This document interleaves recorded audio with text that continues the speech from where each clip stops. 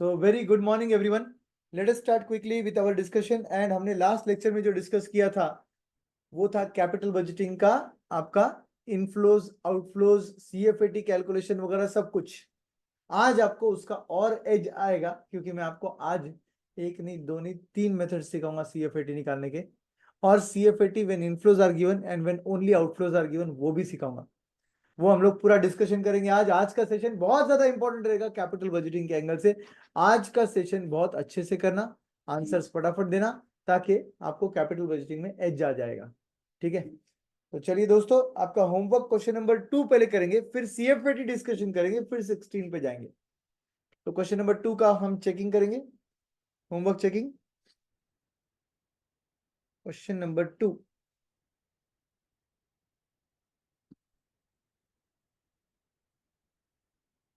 क्या पुण्य भट्टर कितने दिनों बाद आए हो क्लास में?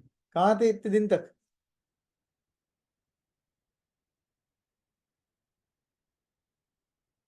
College exam? क्या बात है। We were missing your comments of answers.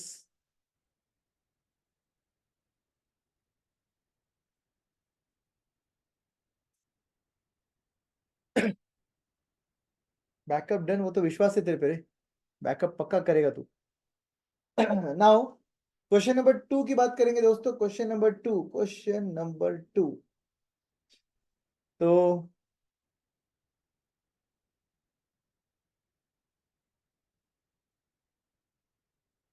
Question number 2 में स्टार्टिंग के कुछ मेथड्स जो है वो तो बहुत ही ज्यादा आसान है। पे बैक, डिस्काउंटेड कैश फ्लो बोला उन्होंने। डिस्काउंटेड कैश फ्लो बोला तो तुमने कौन सा सॉल्व किया? एनपीवी, पीआई, आईआरआर तीनों निकलता है उधर। डिस्काउंटेड कैश फ्लो मेथड में तीनों आता है। यस, ऑल थ्री बिल्कुल सही है। ऑल थ्री आपने निकालना चाहिए था जब हम बोलेंगे डिस्काउंटेड कैश फ्लो मेथड। ठीक है, तो मैं एक काम करता हूँ, इसका क्योंकि कैश फ्लो डायरेक्टली गिवन है, बाकी कुछ करना ही नहीं था, तो इसलिए एआरआर छोड़कर बाकी मेथड्स के आंसर हम लोग डायरेक्टली डिस्कस कर लेंगे, फिर एआरआर को सॉल्व करेंगे। ठीक है,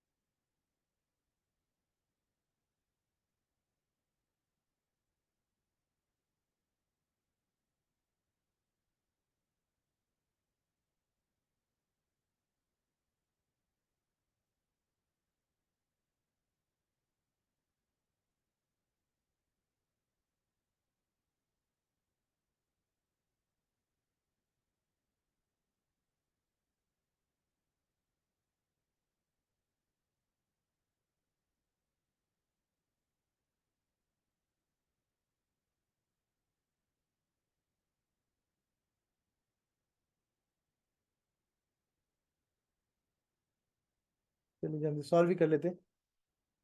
क्वेश्चन नंबर 2, सबसे पहले कैश फ्लोज गिवन है। On the basis of yearly cash flows what we will do, payback period पूछ रहा है, इससे क्यूमुलेटिव कैश फ्लो निकाल लेंगे। Year 1 2 3 4 5, 1 lakh cumulative is 1 lakh, again 1 lakh cumulative will become 2 lakh। भाई पे बैक तो बहुत ही आसान था, 2 साल का आपका पे बैक आ जाएगा। Correct, very good. अब इसके बाद डिस्काउंटेड कैश फ्लो मेथड्स पूछा है और डिस्काउंटेड पे बैक भी पूछा है। तो एक काम करते हैं, डिस्काउंटिंग फैक्टर ले लेते हैं। कितने रेट से लेंगे डिस्काउंटिंग फैक्टर? कितने रेट से लेंगे discounting factor friends? Cost of capital rate से लेना पड़ेगा। कॉस्ट ऑफ कैपिटल रेट 10%, तो DCF, सीडीसीएफ 80,000 80,000, 40,000. 1 divided by 1.1 is equal to 0.909, 0.826, 0.751, 0.683, 0.621. आपका DCF कॉलम जो है, it will be 9090, cumulative will be 90901 आएगा, 90910 आएगा, 90,910 आएगा, बराबर, या 19,000 डायरेक्ट 900 आ जाएगा, अगर 3 डेसिमल ले रहे तो 900 आ जाएगा।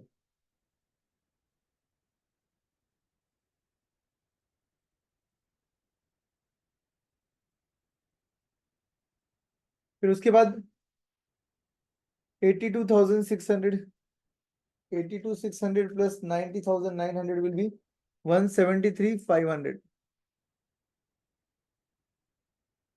फिर 80,000 इंटू 0.751 करेंगे तो 60,080 रुपीज, 173,500 ऐड करेंगे तो 236,580।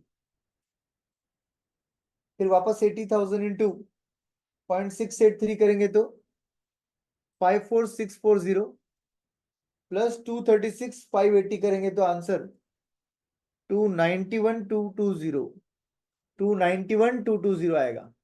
एंड लास्टली 40,000 इंटू 0.621 करेंगे तो 24,840, अगर ऐड करेंगे 291,220 तो 3,16,060. Is this correct? थर्ड में क्या 80,000 इंटू 0.751 करेंगे तो प्लस 173,500 करेंगे तो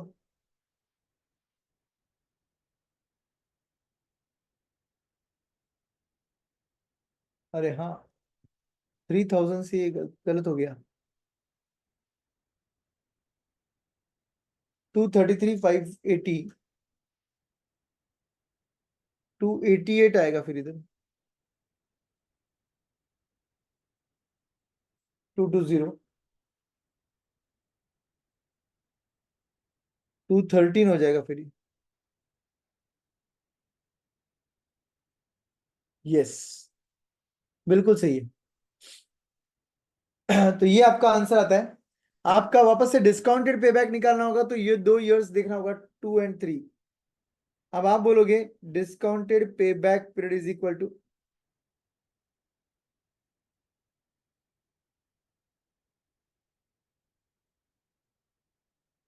2 इयर्स प्लस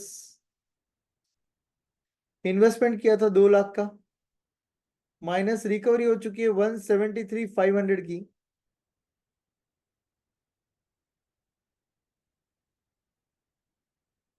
और इधर तक रिकवरी हो चुकी है 173,500 की। नेक्स्ट ईयर में मिल रहा है 60,080, तो फिर आपका आंसर 2.44 ईयर्स, 441 ईयर्स सही है क्या? 2.441 years is your discounted payback period. Very good. अब इसके बाद हम सॉल्व करेंगे एनपीवी, जिसका फॉर्मूला है present value of cash inflow minus present value of cash outflow. Inflow का प्रेजेंट वैल्यू 313,060, आउटफ्लो का present value 2 lakhs, NPV comes to 1,13,060, positive NPV. PI will be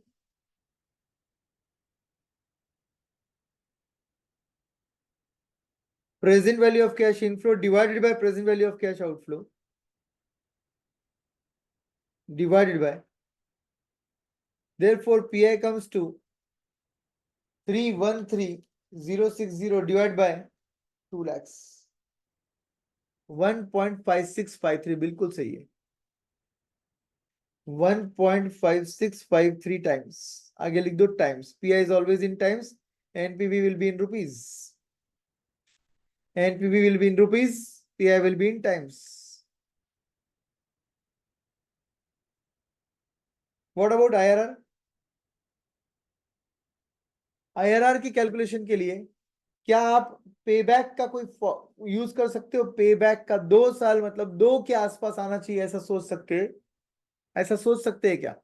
नहीं कर सकते, बिकॉज ये इवन कैश फ्लो नहीं है, ये इवन कैश फ्लो नहीं है, ठीक है, अनइवन कैश फ्लो है।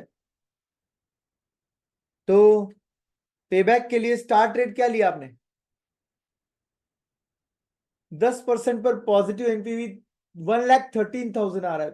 2 लाख इन्वेस्ट कर 1 लाख से भी ज्यादा एनपीवी, मतलब ये तो बहुत ही भयानक रेट हो गया। 10 के बाद 15-20 तो सोच ही नहीं सकते, डायरेक्ट 30 पे चले जाओ, 30 पर चले जाओ, 30। देखते क्या होता है।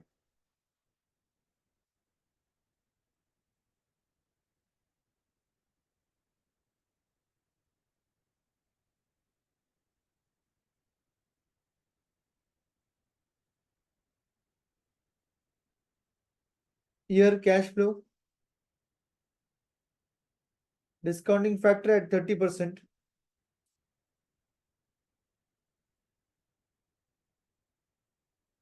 DCF 1 divided by 1.3 is equal to 0.769, 0.592, 0.455, 0.350, 0.269। Starting में जीरो लेते जनरली, इसलिए जीरो का factor 1, outflow 2 lakh, factor 1 outflow 2 lakh, 76,900, 59,200,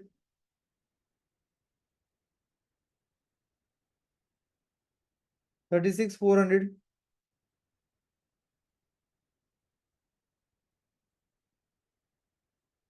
28,000,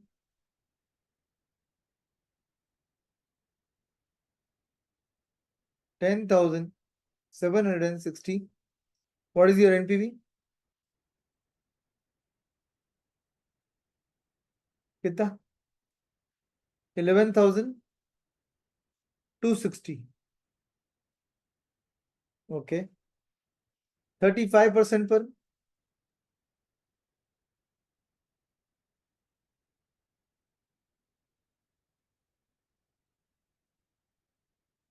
1 divided by 1.35,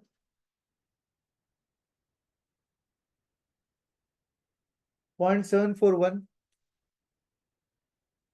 0.549, 0.406, 0.301, 0.223,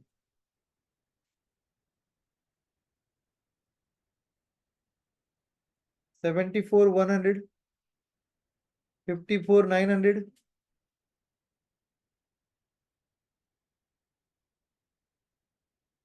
32,480,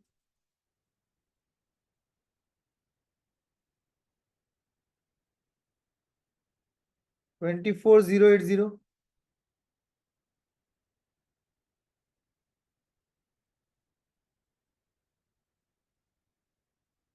8,920, and your NPV comes to negative 5,520. Very good. Negative 5,520. Brilliant. Now IRR is equal to start rate is 30 plus surplus is 11,260 divided by surplus plus deficit is 11,260 plus 5,520 plus, इसलिए बोल रहा हूँ minus and minus will become plus. आप लिखते हो formula minus ही लिखोगे। 16,780 into difference in rate 5, and your IRR comes to 33.36%. 33.36%, 355 मतलब 36, correct. Yes, तो ये IRR भी आ गया आपका। फिर आपका ARR आपको निकालना है। ARR का फॉर्मूला मैंने आपको बोला, दो कंसेप्ट है ARR में। पहला आता है ऑन ओरिजिनल इन्वेस्टमेंट,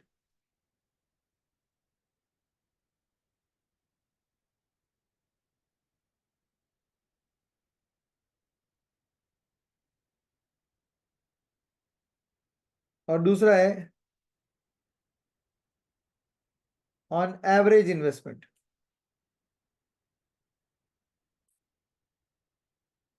तो इसके लिए फॉर्मूला था average annual profit divided by original investment into 100।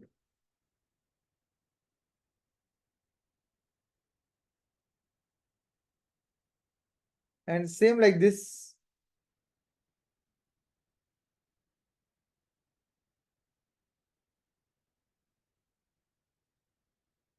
यहां का फॉर्मूला था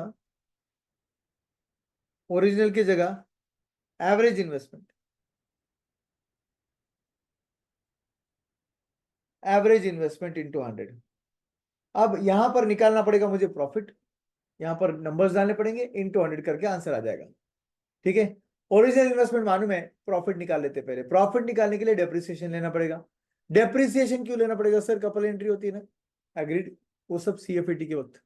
ये लोगों ने आपको प्रॉफिट बोला है, CFAT निकालना ही नहीं, आपको प्रॉफिट निकालना है, तो उस केस में आपको डेप्रिसिएशन माइनस करना पड़ेगा।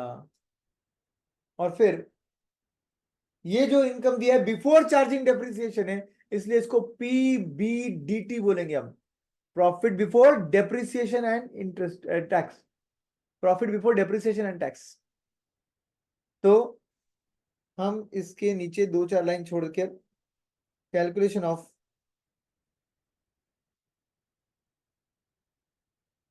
प्रॉफिट एंड एवरेज इन्वेस्टमेंट बोलेंगे।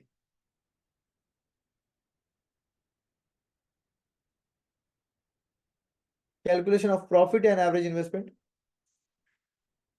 Year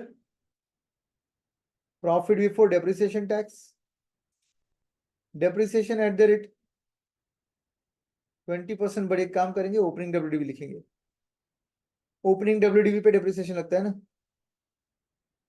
opening WDV depreciation, closing WDV profit before tax. If this is A, B, C, D is equal to C into 20%, E is equal to C minus D, F is equal to B minus D. Profit before depreciation tax minus depreciation.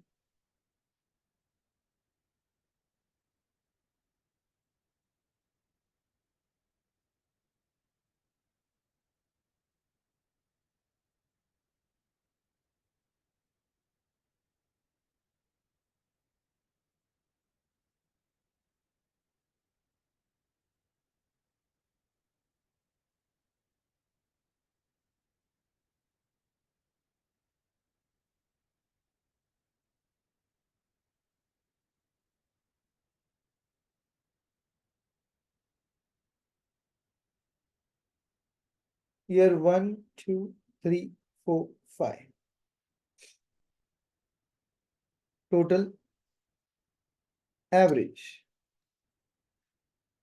Close.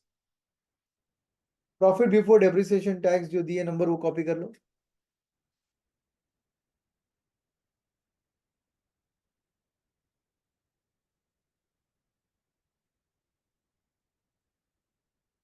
Depreciation के लिए opening WDV कितना लेंगे? जितने का investment है 2 lakh, 2 lakhs, उस पर 20% comes to 40,000, less is equal to करोगे तो 1,60,000। 1,60,000 अगले साल का ओपनिंग WDV बन जाएगा।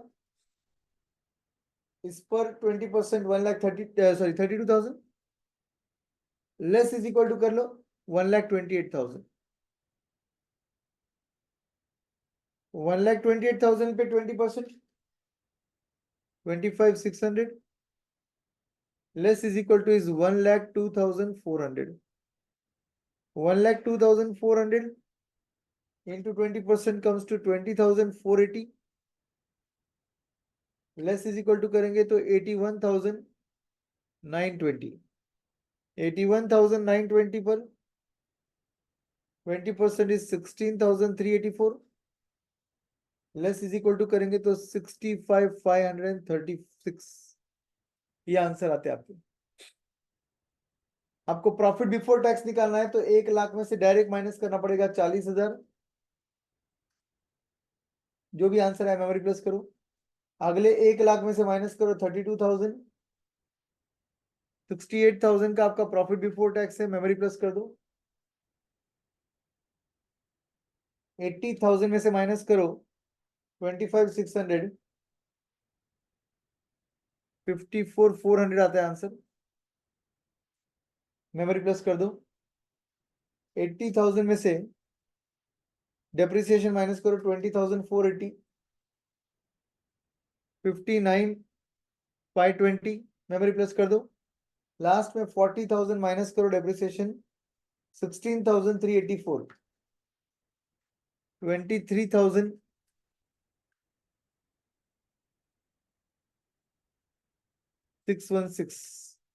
total comes to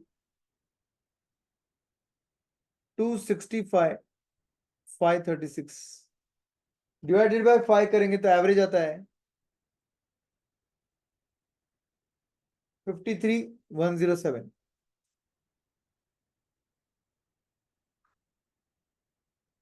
divide by 5 क्यों किया सर? 5 इयर्स है इसलिए. तो हमको एवरेज इनकम मिल गया.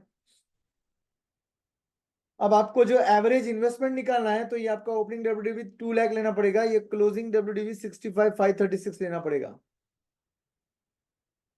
All of you.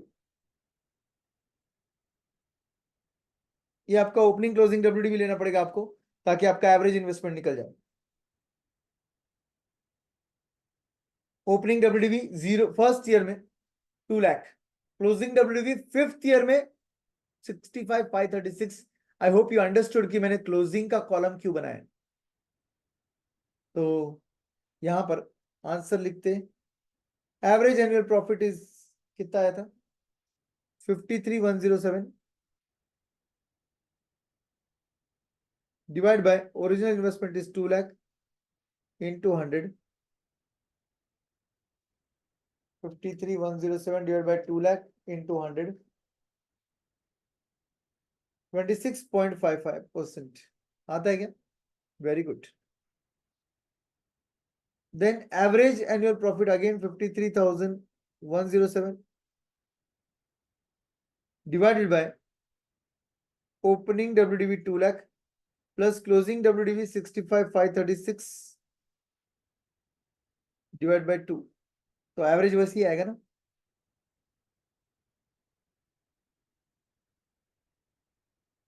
53,107 divide by 265,536 divide by sorry into 100. नहीं पहले करना पड़ेगा 2 lakh plus 65,536 divide by 2 memory plus 53,107 divide by memory recall into 100. 40% आता है answer. Very good. Super. Very good पुण्य. Very good. चलो सही है. प्रज्जू आया क्या आंसर? बाकी लोग भी आ रहा है क्या आंसर? करेक्ट है क्या सबका?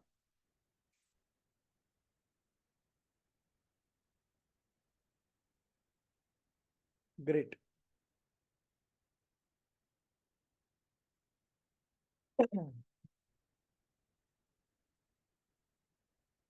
Now coming to the logic of CFAT. फिर उसके बाद अपन 16th क्वेश्चन सॉल्व करेंगे.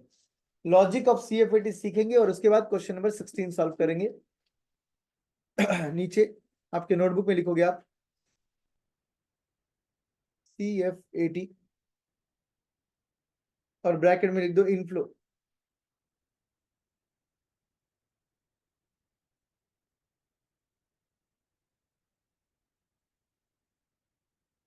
First method second method, third method, 3 method से सिखाऊंगा मैं आपको।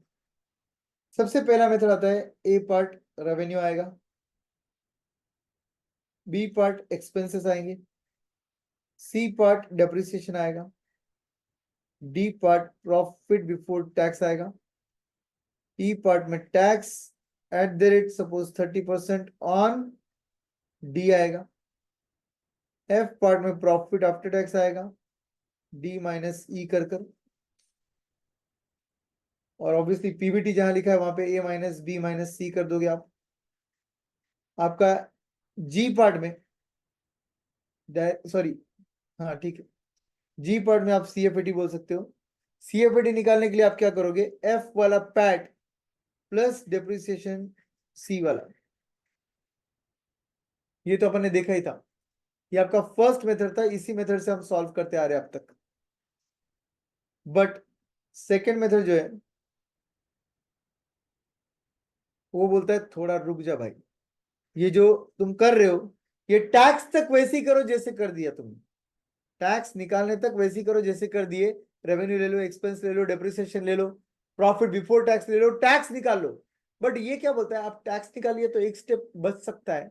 डायरेक्ट एफ पार्ट में अपन लेंगे सीएफएटी, कैश फ्लो आफ्टर टैक्स, और उसको निकालने के लिए अपन बोलेंगे ए मेरा रेवेन्यू इनफ्लो है, बी मेरा एक्सपेंस आउटफ्लो है, सी कुछ नहीं है, एक्सपेंस है बट आउटफ्लो नहीं है, डेप्रिसिएशन एक्सपेंस है बट आउटफ्लो नहीं है।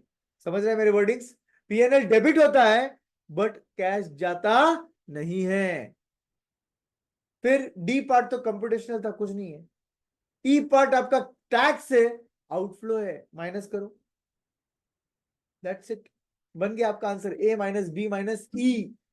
ए inflow, B outflow, E outflow.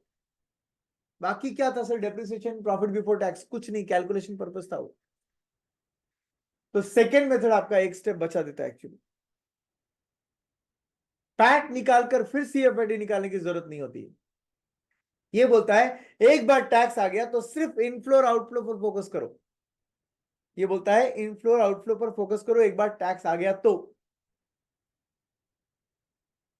Last method उनके लिए होता है जिनके पास डेप्रिसिएशन का एलर्जी, डेप्रिसिएशन पसंद नहीं आता है, उनके लिए लास्ट मेथड है। लास्ट मेथड बोलता है रेवेन्यू लो, बी पार्ट एक्सपेंस लो, सी पार्ट नेट रेवेन्यू निकाल लो, ए माइनस बी। अब ये बोलता है डी पार्ट में इस पर टैक्स निकाल लो, tax at the rate 30% on C, and E part में रेवेन्यू आफ्टर टैक्स आ जाएगा, that will be C minus D, C minus D. मतलब ये वाला पार्ट में हमने कंप्लीटली कंप्लीटली डेप्रिसिएशन को इग्नोर किया। अब एफ पार्ट में हम लेंगे डेप्रिसिएशन। क्या काम का डेप्रिसिएशन सर? उस पर बेटा टैक्स शील्ड मिलता है, तो सीधा सीधा tax shield on depreciation. Depreciation के नीचे क्या लिख रहा हूं मैं, tax shield on depreciation at the rate 30% on F part. Now you tell me, A inflow था, ऊपर ए इनफ्लो था, बी आउटफ्लो था, नेट रेवेन्यू इनफ्लो है, टैक्स आउटफ्लो है, तो कैन वी से ई पार्ट नेट इनफ्लो है। अबे ऊपर वाले पार्ट में तो कहीं पर भी नॉन कैश लिया ही नहीं है, तो सीधा inflow outflow inflow outflow inflow outflow है, तो फाइनली इनफ्लो आ रहा है। नीचे वाले पार्ट में डेप्रिसिएशन कुछ नहीं है मगर टैक्स शील्ड तुम्हारा कैश इनफ्लो होता है, टैक्स शील्ड मतलब सेविंग्स इन टैक्स। तो ई भी हमारा इनफ्लो था, जी भी हमारा इनफ्लो था, तो सीधा सीधा एच पार्ट में अपन बोलेंगे सीएफएटी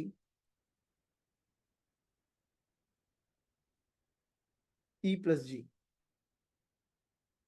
cash flow after tax E plus G. E inflow था और जी आपका टैक्स शील्ड है मतलब इनफ्लो। इन तीनों से आंसर सेम आता है दोस्तों,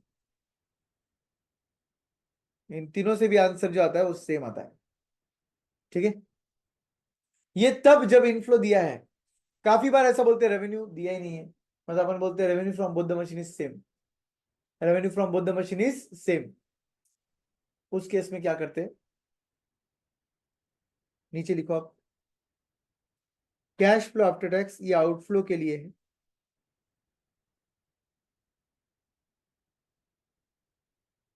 again there are 3 methods.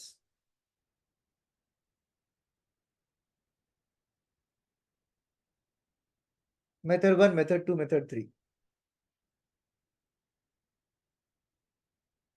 Suppose expenses दिए, ऐड कर लो डेप्रिसिएशन, ये आ जाएगा total expense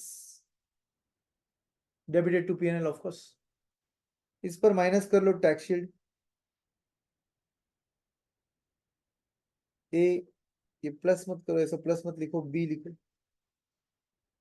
A B, C is total that is A plus B, then D part will be tax shield at the rate 30% suppose on C, 30% on C।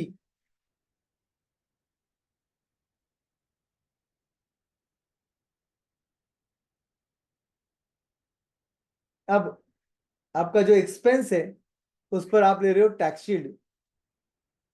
अब आप बोलो starting से ए क्या था, आउटफ्लो सर, बी क्या था, कुछ नहीं था, सी क्या था, टोटल एक्सपेंस था, कुछ नहीं था बाकी, डी क्या था, इनफ्लो था।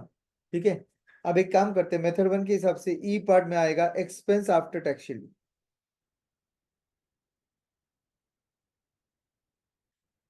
9, 10, 11, 12, 13, 14 जो होमवर्क दिए थे कल, उनमें ऑलमोस्ट यही किया था आपने, एक दो जगह। एक्सपेंस आफ्टर टैक्स शील्ड के बाद एफ पार्ट में सीएफएटी निकालो directly. Expense after tax shield निकालने के लिए सी माइनस डी करना पड़ेगा आपको, सी माइनस डी करना पड़ेगा आपको।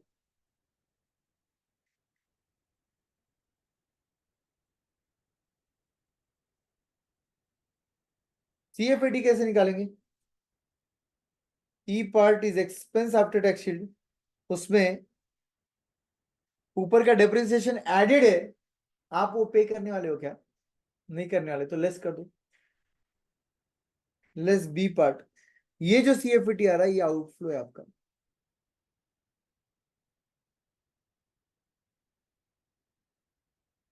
कुछ समझा, expense add depreciation, total expense, उस पर लिया टैक्स शील्ड, उसके बाद एक्सपेंस आफ्टर टैक्स शील्ड, वो एक्सपेंस आफ्टर टैक्स शील्ड आप पे करने वाले हो क्या, वो एक्सपेंस आफ्टर टैक्स शील्ड है, वो नहीं पे होगा क्योंकि उसमें ऊपर बी पार्ट का डिप्रिसिएशन एडेड था।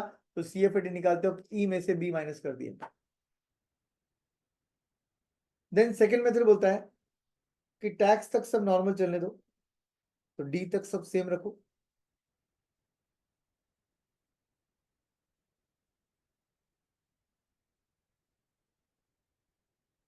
एक बार टैक्स अमाउंट आ गया टैक्स शील्ड, तो डायरेक्टली ये बोलता है सीएफईटी निकालो,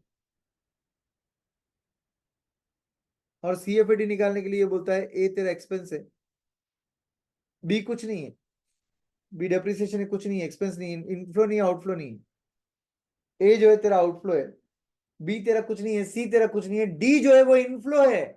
अगर वो इनफ्लो है तो ए माइनस डी कर दे, आंसर आ जाएगा डायरेक्ट सीएफईटी का। ये सब हम वेरीफाई करेंगे, don't worry at all.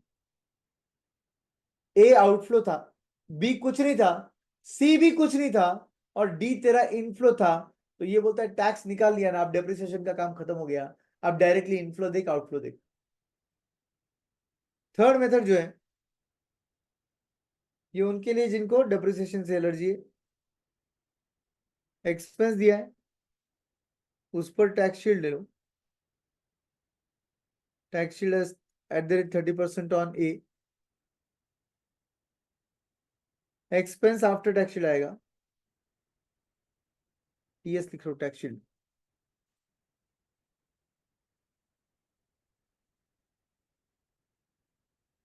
A outflow था, बी इनफ्लो है, A minus B, net outflow, net outflow तो एक्सपेंस लिया, tax shield, expense outflow, tax shield inflow, expense after tax shield आ गया ए माइनस बी। अब D part में क्या करने का, डेप्रिसिएशन लेंगे। डेप्रिसिएशन कुछ है क्या, डेप्रिसिएशन ना इनफ्लो ना आउटफ्लो है, बिल्कुल सही है। बट ई पार्ट में अपन लेंगे उस पर टैक्स शील्ड।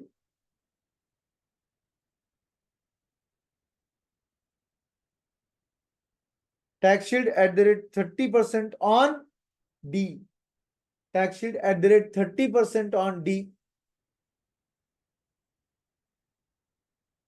तो एफ पार्ट बोलता है डेप्रिसिएशन अलग ले लिया, एक्सपेंस अलग ले लिया। ये जो सी पार्ट था ये एक्सपेंस आफ्टर टैक्स शील्ड था, ये तुम्हारा आउटफ्लो था, और ये टैक्स शील्ड जो है वो इनफ्लो है। तो ये बोलता है सीएफएटी,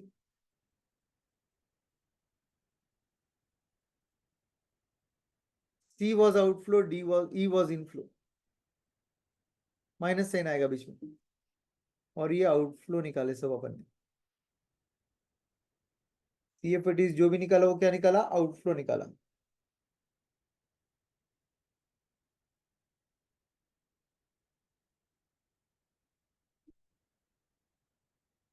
सीएफएटी के तीनों मेथड्स दोस्तों।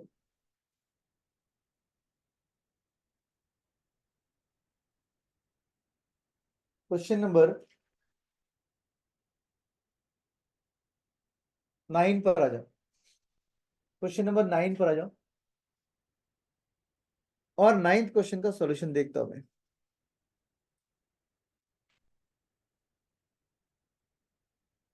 ये रहा 9th का सॉल्यूशन। लो कैलसी, ये जो आंसर निकाला ये आपने निकाला मेथड 1 से। मेथड 2 से अगर मुझे ये आंसर निकालना है तो कैलसी लो, सब लोग कैलसी लो, स्क्रीन की तरफ देखो। 15,000 का रनिंग एक्सपेंस, लो कैलसी पे 15,000, एड डिप्रिसिएशन 8,000, क्योंकि एक्सपेंस एक्सपेंस ऐड होता है 23,000, उस पर 50% टैक्स शील्ड 11,500। यहां तक स्टेप पूरे सेम। अब क्या बोलता है मेथड 2, चल आ गया ना तेरा टैक्स, सब भूल जा, इनफ्लो आउटफ्लो देख। तो ए क्या है, इनफ्लो है क्या आउटफ्लो है, बोलते क्या, आउटफ्लो।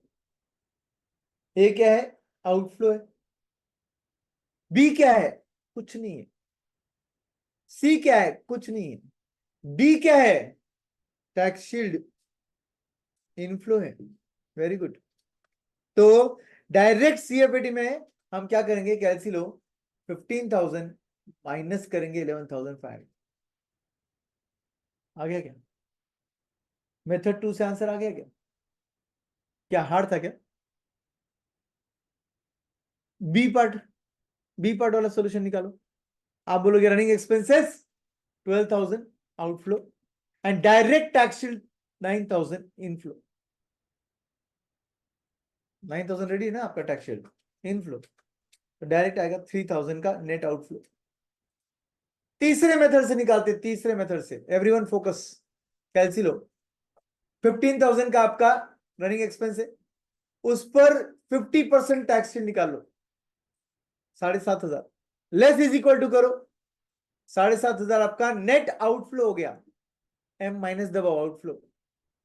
एम माइनस क्यों दबा रहे सर, आउटफ्लो है ना वो। एम प्लस दबाना मतलब मेमोरी में ऐड करना, एम माइनस दबाना मतलब मेमोरी में से निकालना, मतलब माइनस करना।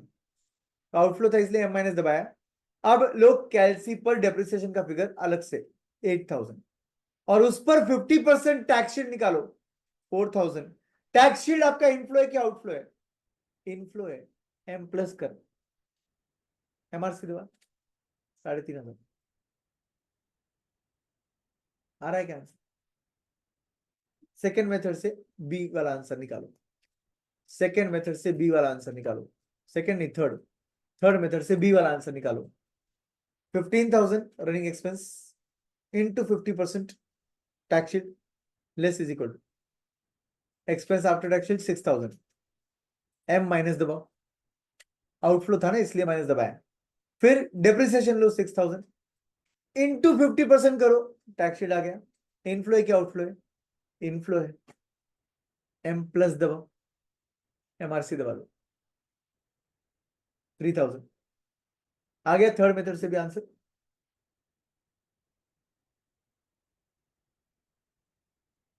ग्रेट। ये देखो मैंने वेरीफाई करा दिया आपको। ये रूल सर सब जगह एप्लीकेबल रहेगा क्या? सब जगह एप्लीकेबल रहेगा, सब जगह एप्लीकेबल रहेगा। यकीन नहीं आता? फर्स्ट क्वेश्चन पे आओ। ये एंट्रीम वाला डैमशेल एंड शाइलॉक वाला कैलसी लो। मेथड 1 से तो आंसर स्क्रीन पर रेडी है। Profit before tax less tax करके पैट आ गया है। मेथड 2 बोलता है टैक्स तक सब नॉर्मल कैलकुलेट कर लो। 42,000 टैक्स तक का सब फिगर रेडी है अपने पास। क्वेश्चन नंबर 1 रेफर कर रहे हैं अपन डैमशेल और शाइलॉक का। अब बोलता है टैक्स आ गया ना, तो आप सिर्फ इनफ्लो आउटफ्लो लेने का। तो कैलसी लो। 20,000 इनफ्लो है, ऐड करो 1,80,000 इनफ्लो है, टोटल इनफ्लो हो गया 2 लाख का। माइनस आउटफ्लो 24,000 करोगे सुपरविजन कॉस्ट, माइनस 14,000 का मेंटेनेंस कॉस्ट करो, माइनस 12,000 का आपका इनडायरेक्ट मटेरियल का कॉस्ट लेस कर दो। डेप्रिसिएशन कुछ नहीं करने का, प्रॉफिट बिफोर टैक्स कुछ नहीं करने का, टैक्स आपका आउटफ्लो है माइनस कर दो। 1,08,000 आपकी स्क्रीन पर। मेथड 2 समझा क्या? मेथड 2 से शाइलॉक सॉल्व करो। मेथड 2 से शाइलॉक सॉल्व करो।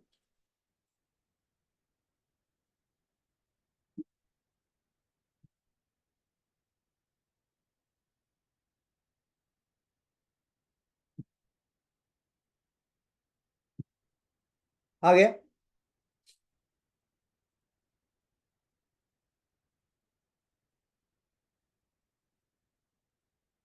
30,000 inflow, 2,40,000 inflow, total inflow is 2,70,000, outflow is 32, outflow is 22, outflow is 16,000, minus depreciation कुछ नहीं है, प्रॉफिट बिफोर टैक्स कुछ नहीं है, टैक्स आपका आउटफ्लो है 55,417 माइनस कर दो, डायरेक्ट आंसर 144,583 आता है। थर्ड मेथड जिनके पास डेप्रिसिएशन का प्रॉब्लम है, मशीन डैमशेल शाइलॉक सॉल्व करें अपन। पहले डैमशेल मैं सॉल्व करूंगा मेथड 3 से। लो कैसी? 20,000 प्लस 1,80,000, 2 लाख आ गया, माइनस करो 24,000, माइनस करो 14,000, माइनस करो 12,000, ये सब आउटफ्लो है। ये आ गया प्रॉफिट बिफोर डेप्रिसिएशन टैक्स। इस पर ले लो 35% tax, less is equal to inflow है कि आउटफ्लो है? इनफ्लो है, सेविंग से शुरू किया था ना, एम प्लस दबाओ। अब डेप्रिसिएशन का फिगर लो कैलसी पर 30,000, उस पर लो 35%। इनफ्लो है कि आउटफ्लो है? Tax shield on depreciation inflow है, एम प्लस दबाओ, एमआरसी दबाओ, कैलसी पर 1,08,000 आंसर आता है। Should I repeat? Inflow 2 lakh, minus 24,000, minus 14,000, minus 12,000, depreciation को इग्नोर किया, प्रॉफिट बिफोर डेप्रिसिएशन टैक्स आया, उस पर 35% tax less is equal to, ये आ गया आपका after tax profit ignoring depreciation, M plus दबाया आपने। अब डेप्रिसिएशन लिया कैलसी पे 30,000, उस पर 35% टैक्स शीट निकाला, ये भी आपका इनफ्लो ही है, इसलिए एम प्लस, फिर एमआरसी 1,08,000 आ रहा है क्या कैलसी पर आपके?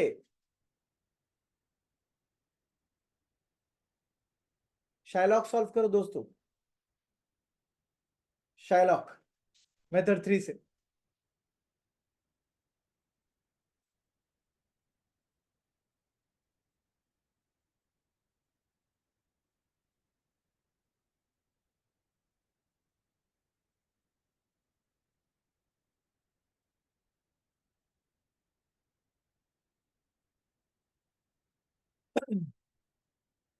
Thirty plus 2,40,000, 270 minus 32,000 minus 22,000 minus 16,000, जो भी आंसर आया ignoring depreciation profit before tax है, उस पर 35% tax less is equal to memory plus. अब डेप्रिसिएशन का फिगर 41,667 इंटू 35%, आपका फिर से टैक्स शीट आ गया, वो भी इनफ्लो है, एम प्लस, एमआरसी दबाओगे तो आंसर आएगा 144,583। कंफर्म हुआ क्या? आपके आंसर्स कंफर्म हुए क्या?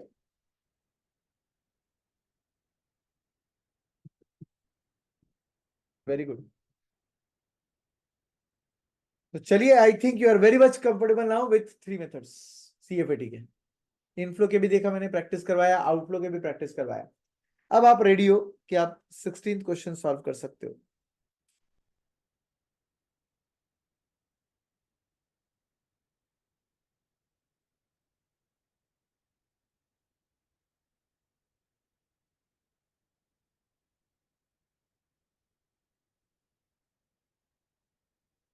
सिक्सटींथ क्वेश्चन बोलता है, Ranbir limited an existing company is considering a new project for manufacture of pocket video games. Underline करोगे आप existing company, existing company underline करना है सर, यस।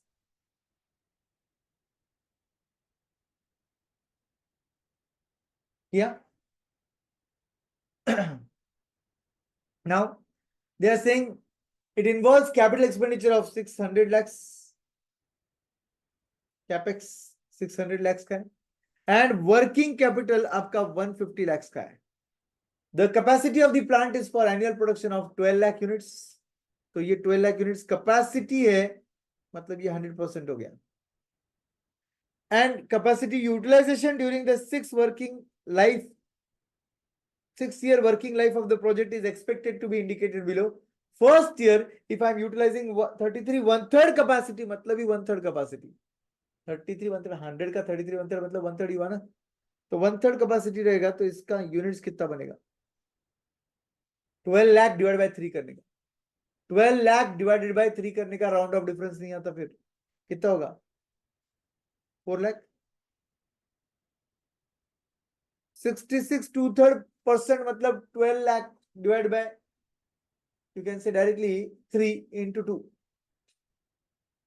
2/3 करना है, 2/3 करना है, तो वो आएगा 8 लाख। थर्ड ईयर में 12 लाख का 90% 10 लाख 80,000 क्या, एंड लास्ट में 12 लाख मतलब सॉरी 100% मतलब 12 लाख। तो ये आपके यूनिट्स आ गए, कितने यूनिट्स आप प्रोड्यूस कर रहे हो वो आ गया।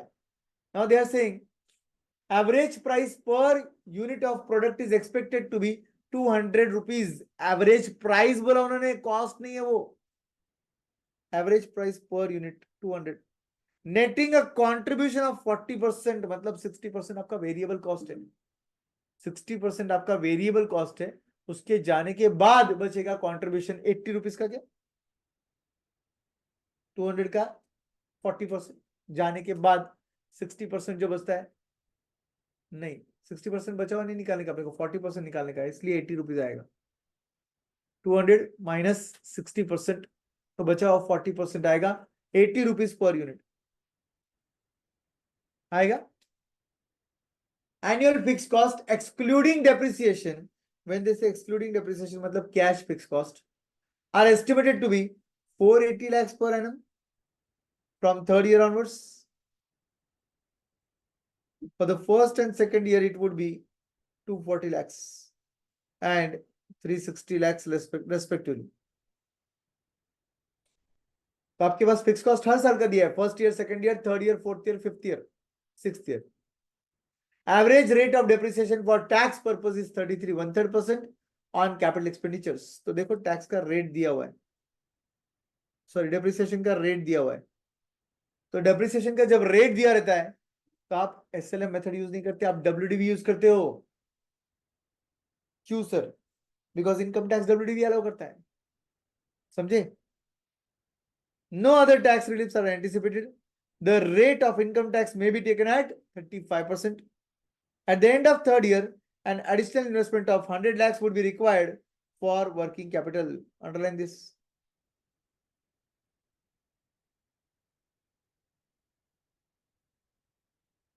At the end of third year, an additional investment of 100 lakhs would be required for working capital. The company has target rate of return of 15%. That is your discounting factor. You are required to indicate whether the proposal is viable, giving your working notes analysis. Terminal value for the fixed assets may be taken at 10%. Fix assets का terminal value 10% है, मतलब 600 का 10%, 600 लाख का 10% comes to 60 lakhs। And for current assets at 100%, current assets मतलब क्या हो गया? Working capital. It is 100%।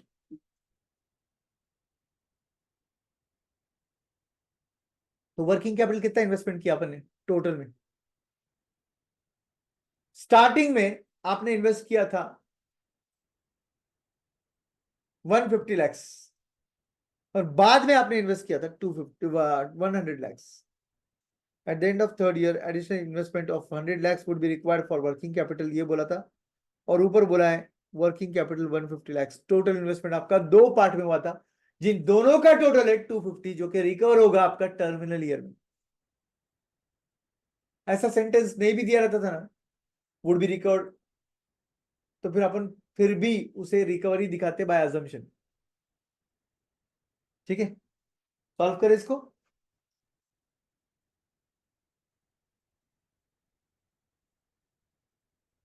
Question number 16।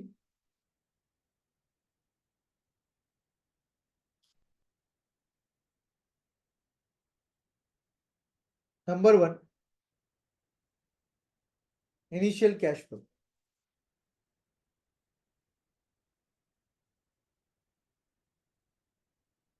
Particulars right side rupees in lakhs.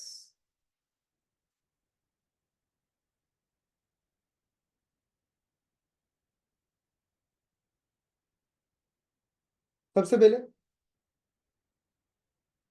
Capital expenditure बोला उन्होंने कितने का? 600। एड वर्किंग कैपिटल बोला 150। सर नीचे का 100 भी बोला है सर, एक साथ ऐड कर देते इधर, नहीं चल सकता because time value of money अलग है। ये आएगा total. Second will be interim cash flow.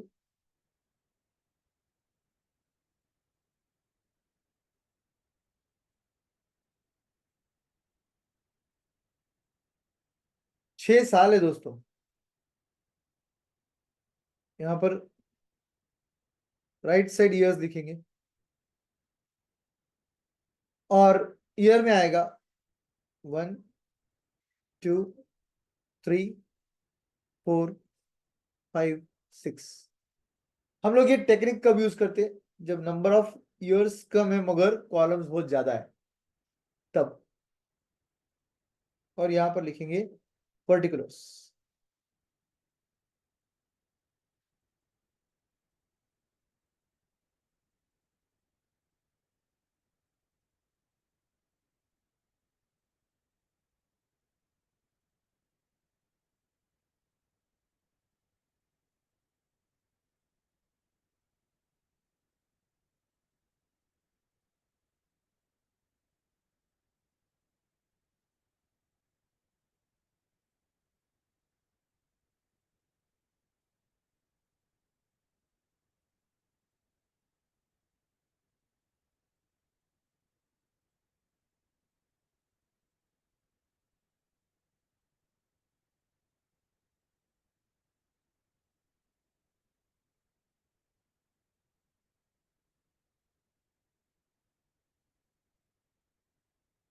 चलिए स्टार्ट करते हैं।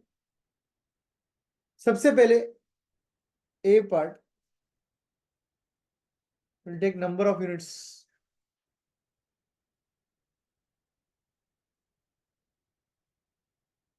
बी पार्ट चाहिए तो लिख दो इन लैक्स, इन लैक्स, और इंट्रीम के ऊपर ही लिख देंगे रुपीज इन लैक्स। यूनिट्स के आगे लिख दो इन लैक्स और ऊपर हेडिंग दे दो rupees in lakhs. Revenue will be, revenue नहीं सॉरी, कंट्रीब्यूशन बोलना पड़ेगा डायरेक्टली। सेल्स आपका रेवेन्यू है, वेरिएबल कॉस्ट आपका आउटफ्लो है, सेल्स आपका इनफ्लो है। तो नेट रेवेन्यू जो होता है आपका, नेट कंट्रीब्यूशन जो है आपका, वो आपका इनफ्लो आता है। सेल कितने में किया? 200 में किया। वेरिएबल कॉस्ट कितने में कितना चला गया? 60%, मतलब 120 रुपीज चला गया। बचा हुआ कितना है? 40%। कॉन्ट्रीब्यूशन है 80 रुपीज। तो आप जब बोल रहे हो 200 आया 120 गया, तो नेट 80 आया ना, तो अपन डायरेक्टली नेट जो आ रहा है वही ले लेते। यहाँ पर हम बोलेंगे कॉन्ट्रीब्यूशन एट द रेट, या कॉन्ट्रीब्यूशन लिखो सिर्फ और बोल दो ए इंटू 80, ए इंटू 80 मतलब number of units into 80 rupees per unit. C part में आप बोलोगे फिक्स कॉस्ट, डी पार्ट में आप बोलोगे profit before tax.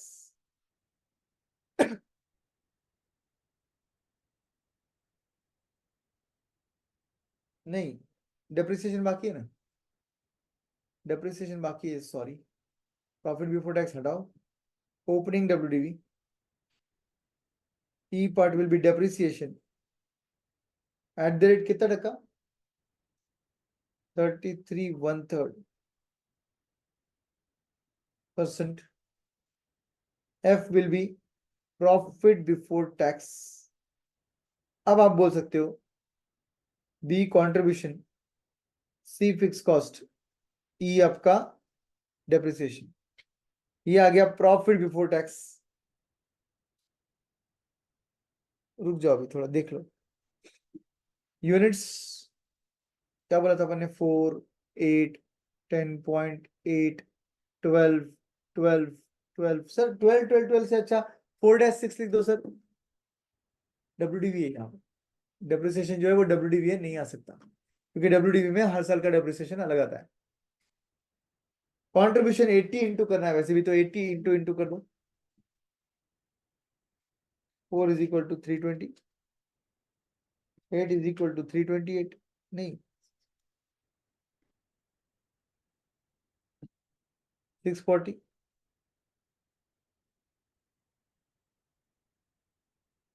10.8 into 80, 864,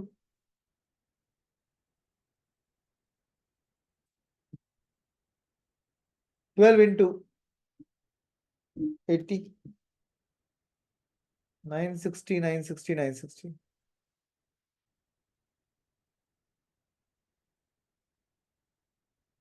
fix cost question में दिया है, फर्स्ट ईयर सेकंड ईयर 240 360 बोला, और बाद के ईयर्स में 480 पर एनम।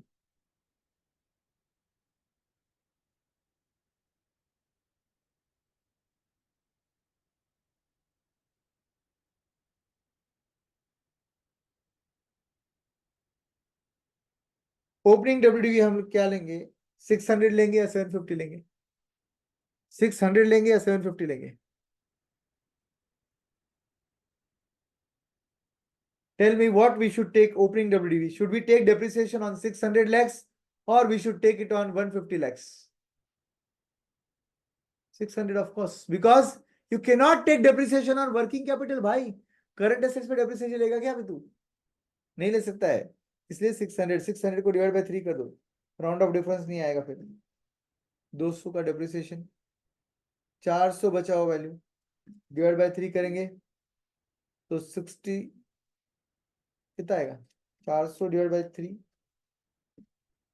133.33 लेस 400 में से निकालेंगे तो 266.67 आता है, उसको डिवाइड बाय 3,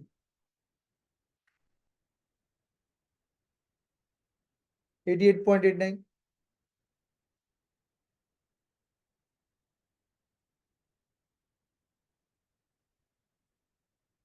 177.78 डिवाइड बाय 3, 59.26,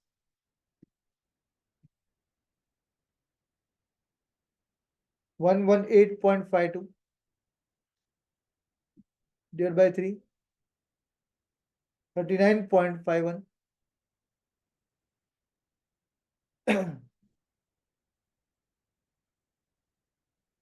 ये बचता है 79.01 डिवाइड बाय 3,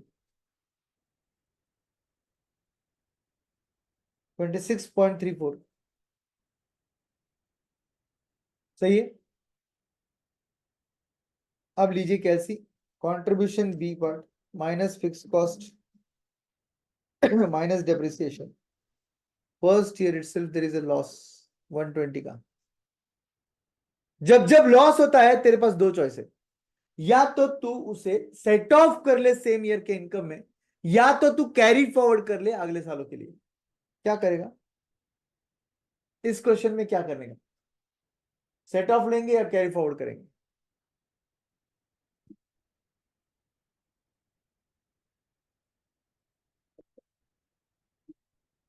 कैसे समझेगा सर, हमको कैसे समझेगा?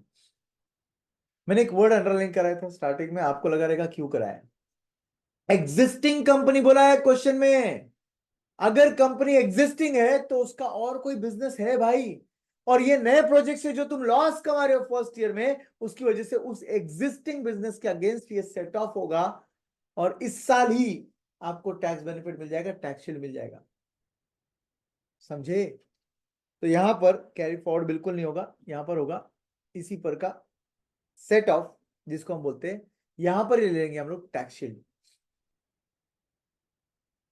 जी part tax at the rate कितना percent? 35% on F. H part में अपन बोलेंगे CFAT। ओके, CFAT के लिए क्या करेंगे? मेथड 2 से आंसर निकाल रहा हूं मैं प्रॉफिट बिफोर टैक्स के बाद टैक्स लेस कर प्रॉफिट आफ्टर टैक्स आने के बाद फिर एड बैक डेप्रिसिएशन वगैरह कुछ नहीं कर रहा हूं। मैं बोल रहा हूँ टैक्स आ गया ना, एक काम करो, अभी इनफ्लो आउटफ्लो देख लो, खेल खत्म। इनफ्लो क्या है सर? कॉन्ट्रीब्यूशन है, बी पार्ट। आउटफ्लो क्या है सर? सी पार्ट का फिक्स कॉस्ट। ओपनिंग रेवेन्यू कुछ नहीं है, डेप्रिसिएशन कुछ नहीं है, प्रॉफिट बिफोर टैक्स कुछ नहीं है, टैक्स आपका आउटफ्लो है, माइनस कर दो G part. B minus C minus G. B is inflow, C is outflow, D E कुछ नहीं है, एफ कुछ नहीं है, जी जो है वो आपका आउटफ्लो है, टैक्स। तो ये कर दिया। अब ध्यान दो, 120 जो है, इसको क्लोज कर दो पहले तो, और यहां पर स्टार मार्क करके लिखेंगे। इधर भी प्रॉफिट बिफोर टैक्स जो है, नहीं सॉरी, टैक्स जो है उधर का टैक्स 120 पर जो टैक्स आने वाला है उसको स्टार मार्क करेंगे, और यहां पर लिख देंगे tax shield due to set off losses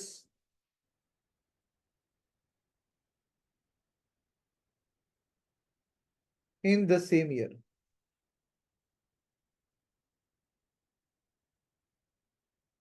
Tax shield due to set off of losses in the same year. 120 पे 35% comes to 42। 42 को आउटफ्लो दिखाओ, माइनस में दिखाओ, क्यों सर?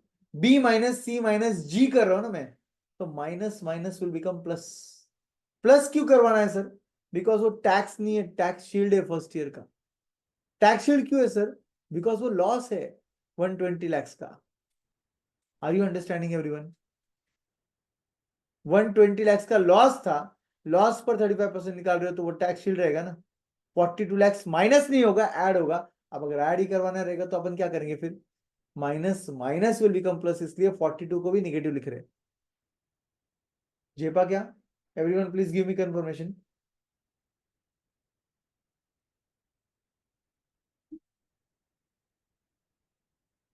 गुड, बाकी लोग? Very good. नाउ यहां पर ध्यान देंगे आप, CFAT के लिए क्या करोगे आप?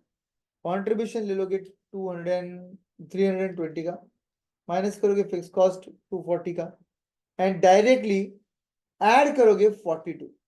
ऐड क्यों कर रहे? क्योंकि वो कैश इनफ्लो है, वो टैक्स शील्ड है। यहां पर आ जाएगा 122 फर्स्ट ईयर का CFAT। सेकेंड ईयर के लिए 640 का कंट्रीब्यूशन, 360 का फिक्स कॉस्ट माइनस किया, एंड डेप्रिसिएशन माइनस किया 133.33 का, तो प्रॉफिट बिफोर टैक्स आया 146.67 का, बराबर है क्या? अब उस पर ले लिया टैक्स, नॉर्मल टैक्स ही है 51.33, ये नॉर्मल टैक्स है दोस्तों। अब नेक्स्ट ईयर का निकाल लेंगे टैक्स, 864 माइनस 480 का फिक्स कॉस्ट माइनस 88.89 का आपका डेप्रिसिएशन, 259 सॉरी 295.11, उस पर 35%, 103.29, 960 का आपका कंट्रीब्यूशन, 480 का आपका फिक्स कॉस्ट, डेप्रिसिएशन 59.26,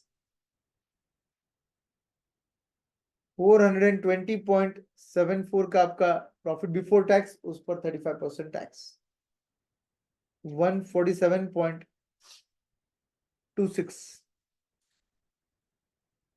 करेक्ट निकाल रहे क्या हम लोग?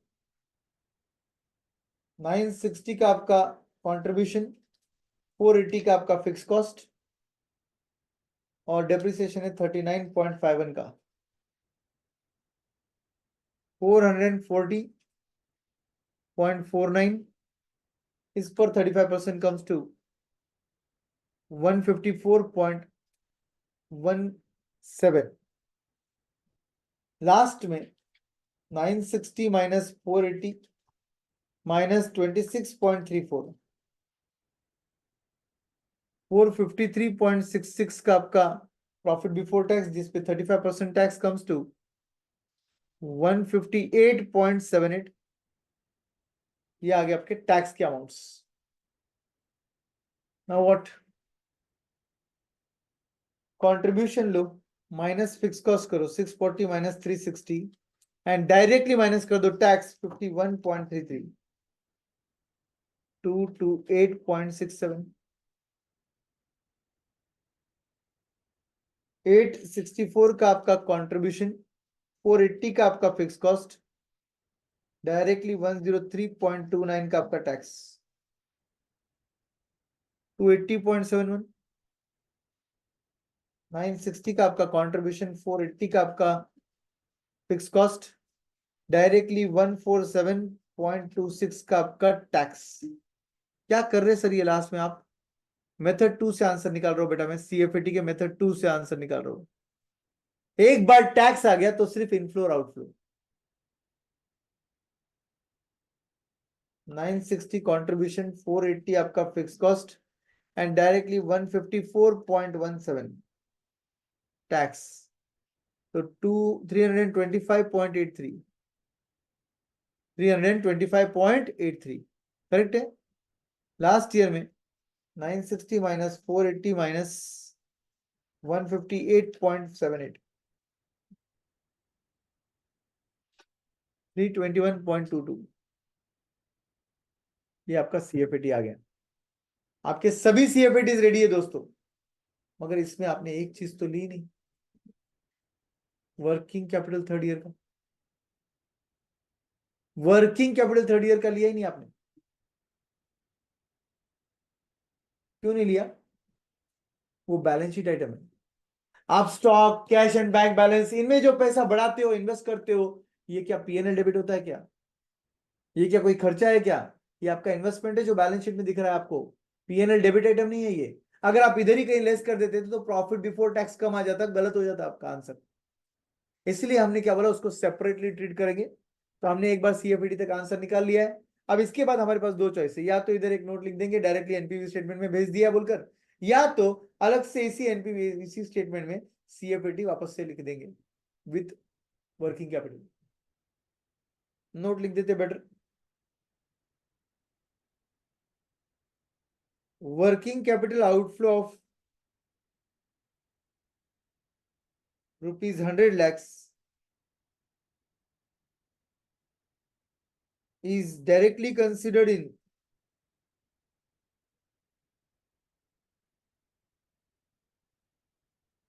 NPV statement, is directly considered in NPV statement. क्यों?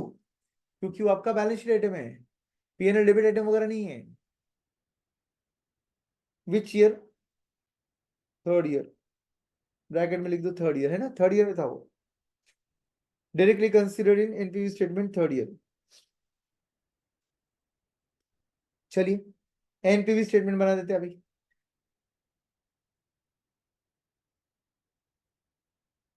आपका 0 ईयर का आउटफ्लो रेडी है 750 lakhs, इंटरिम के कैश फ्लोज रेडी है 1 2 3 4 5 6, एक टर्मिनल बचा हुआ है, टर्मिनल ले लेते पहले all of you.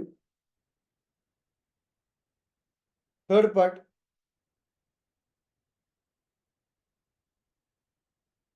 Terminal cash flow, particulars rupees in lakhs,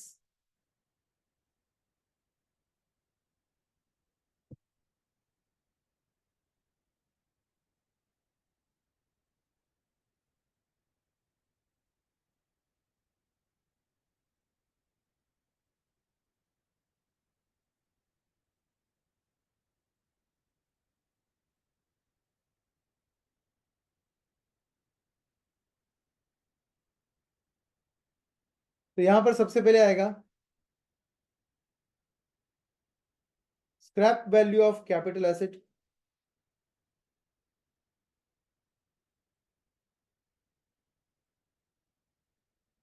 बोलिए कितना आएगा?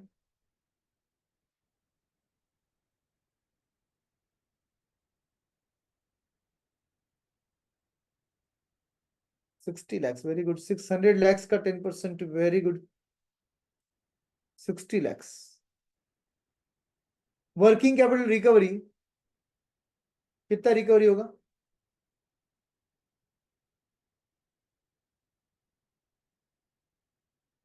250 lakhs, वंडरफुल। तो 310 lakhs will be your terminal cash inflows.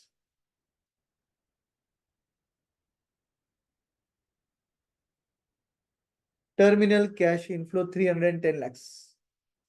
आपका एनपीवी स्टेटमेंट आप बना सकते हो शायद, अभी पूरे कैश फ्लोज रेडी है।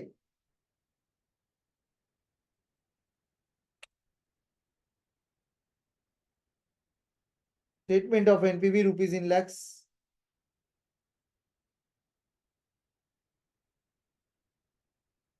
Year, particulars, cash flow discounting factor DCF. Discounting factor कितना दिया है? 15%। ईयर में 0, 1, 2, 3, 4, 5, 6 आएगा। Do you agree?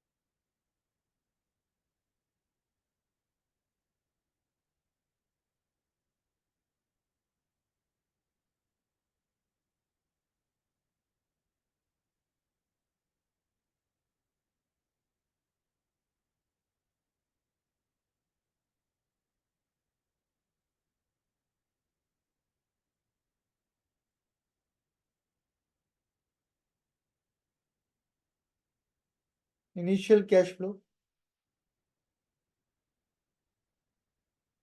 Interim cash flow, second also, third also, फिर डायरेक्टली फोर्थ में इंटरिम कैश फ्लो आएगा, fifth also, sixth also. Sixth year में फिर से एक बार जो है वो टर्मिनल कैश फ्लो आएगा, और थर्ड ईयर में जो एक और बार है वो है वर्किंग कैपिटल इन्वेस्टमेंट।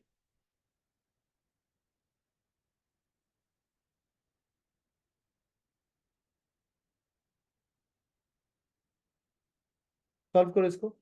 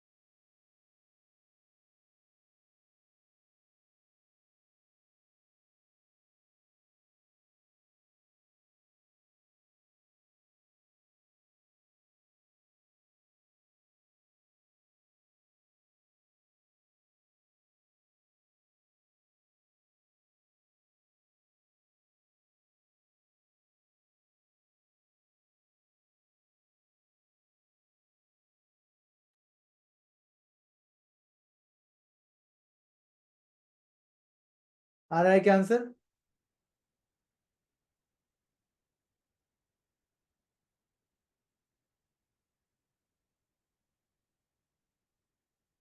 सब कुछ आपका वर्किंग रेडी था।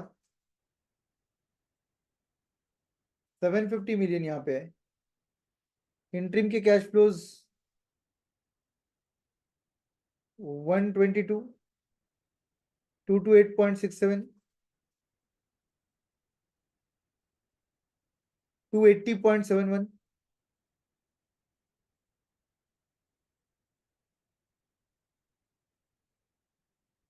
फिर थर्ड ईयर में रिपीट जो हुआ था वो 100 लाख का आउटफ्लो दिखाना पड़ेगा आपको। फिर फोर्थ ईयर के लिए 332.74, देन 325.83, देन 321.22। टर्मिनल का आपका जो इनफ्लो है वो 310 अपन ने बताया था। एक बार चेक कर लो इनफ्लो आउटफ्लो बराबर लिखा है क्या साइन।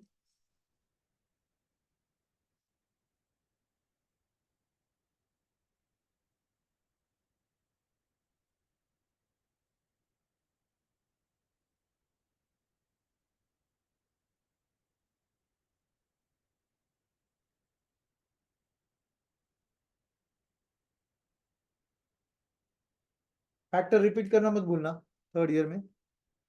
पता चला इज इक्वल टू कर रहे बस।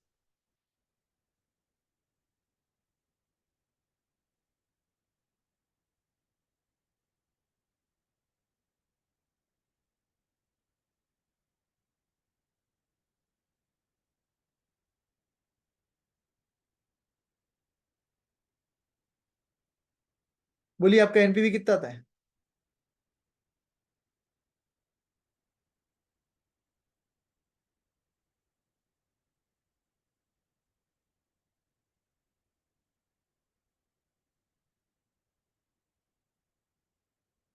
कितना? 644.53। I doubt.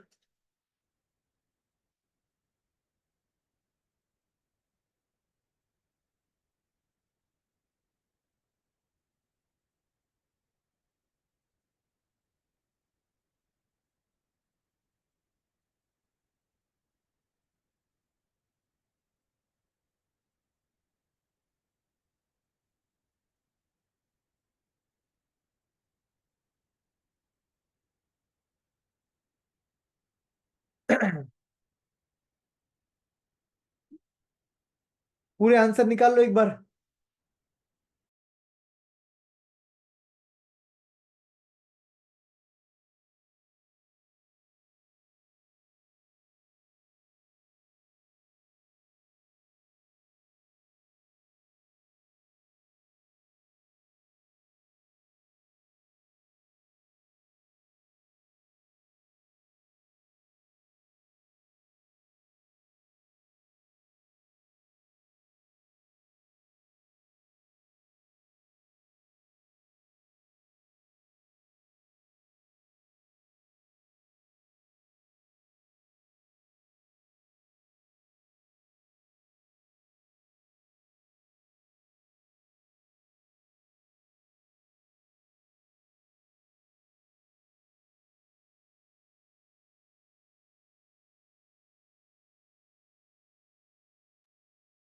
टू 64.11। 644.53 क्या आंसर है? मुझे लगता है दोनों भी सही नहीं है। देखते हैं।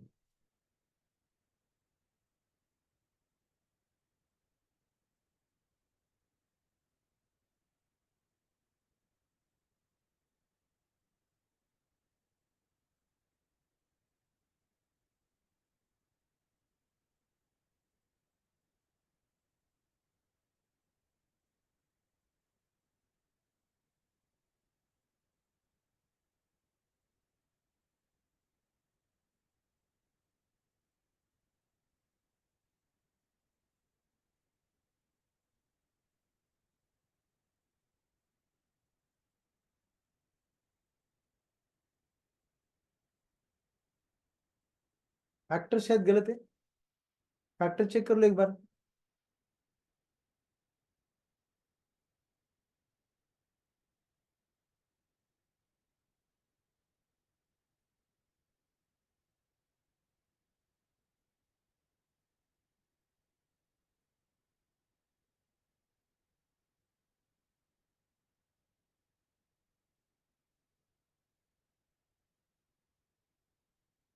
फैक्टर करेक्ट है बेटा सब। Oh no no no no, zero year में वन होता है, अपन ने जीरो ईयर के सामने ले लिया। ओके ओके ओके ओके, फिर तो पूरा ही गलत गया फिर।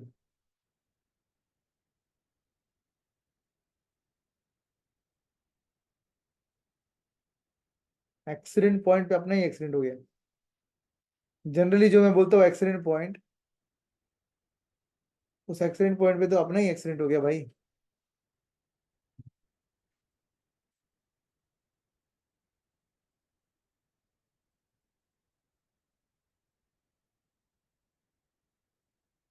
जीरो ईयर में वन होगा तो ये फर्स्ट, ये सेकंड, ये थर्ड, थर्ड रिपीट हो जाएगा 0.658 रिपीट होने के बाद 4 5 6 6 वापस रिपीट हो जाएगा।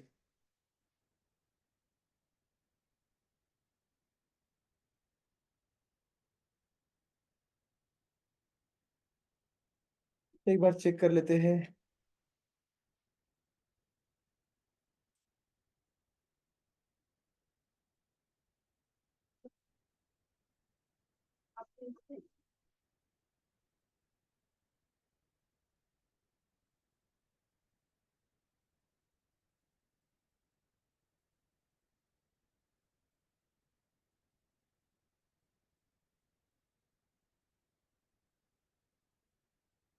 चलिए सब फैक्टर अब बराबर आए हैं।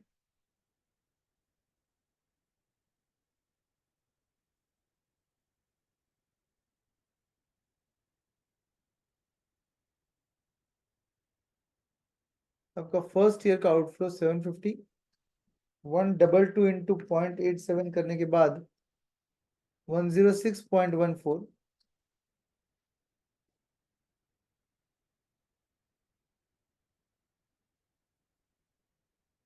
172.87,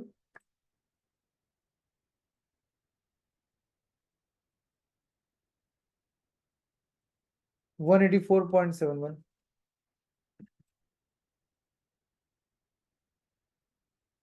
65.8 का आउटफ्लो लेना पड़ेगा आपको प्रेजेंट वैल्यू टर्म्स में।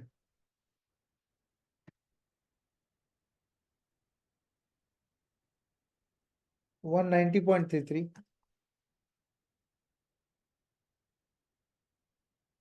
161.94,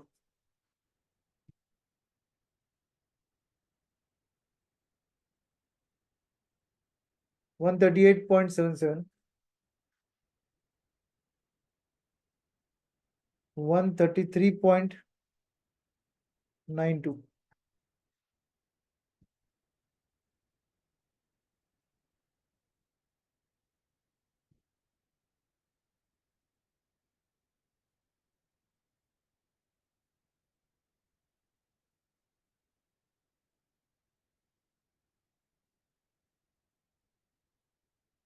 272.88 आंसर आता है दोस्तों आपका। 272.88 आंसर आता है, सही है क्या? यस, चेक कर लो आपके स्क्रीन पर आंसर है, अच्छे से चेक कर लो। जिन जिन लोगों का आंसर नहीं आया है, फैक्टर्स के साथ हर चीज का कैलकुलेशन चेक कर लो। आई रिपीट, मैं आपके डीसीएफ कॉलम को एक बार बता रहा हूं ताकि आप आपका मिस्टेक इजीली समझ पाओ। 750, 106.14, 172.87, 184.71, निगेटिव 65.8, 190.33, 161.94, 138.77, 133.92 लास्ट ईयर में। तो लास्ट ईयर का सिक्स ईयर का फैक्टर दो बार रिपीट होगा आपका। देख लीजिए एक बार, बता दीजिए कंफर्मेशन। 272.88 पॉजिटिव एनपीवी आ रहा है मेरा, क्या आपका ये एनपीवी आ रहा है?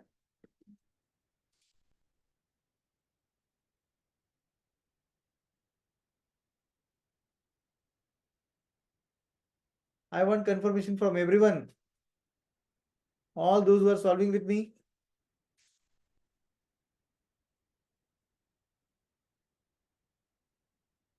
Now, write the conclusion.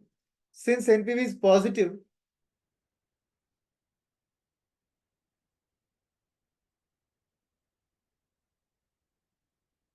comma, the project should be selected.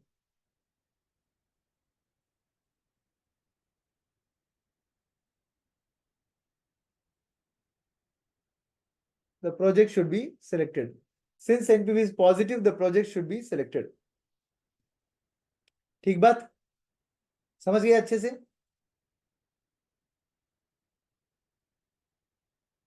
तो ऐसे क्वेश्चन एग्जाम में आते तो क्या करना चाहिए सर? बहुत लेंदी है, नो डाउट।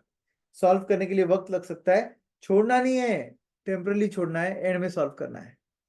याद रखिए, लेंदी क्वेश्चंस कभी भी एंड में अटेम्प्ट करना चाहिए, उससे आपका यू कैन से बहुत बेनिफिट होता है, मेंटल बैलेंस बिगड़ता नहीं है आपका, आपका पेपर ज्यादा अटेम्प्ट होता है और सब चीजें स्मूथली चलती है। आ गया आंसर? सबका करेक्ट आ गया क्या? आगे बढ़ू क्या मैं? दो लोगों ने कंफर्मेशन दिया अभी तक।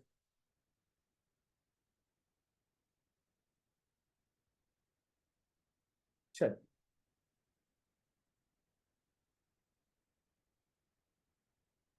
Now coming to next part.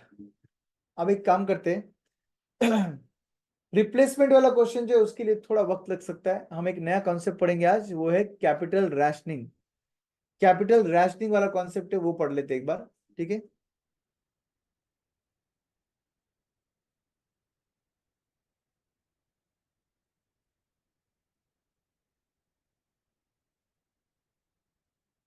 What is exactly capital rationing? नीचे लिखिए, capital budgeting under resource constraint.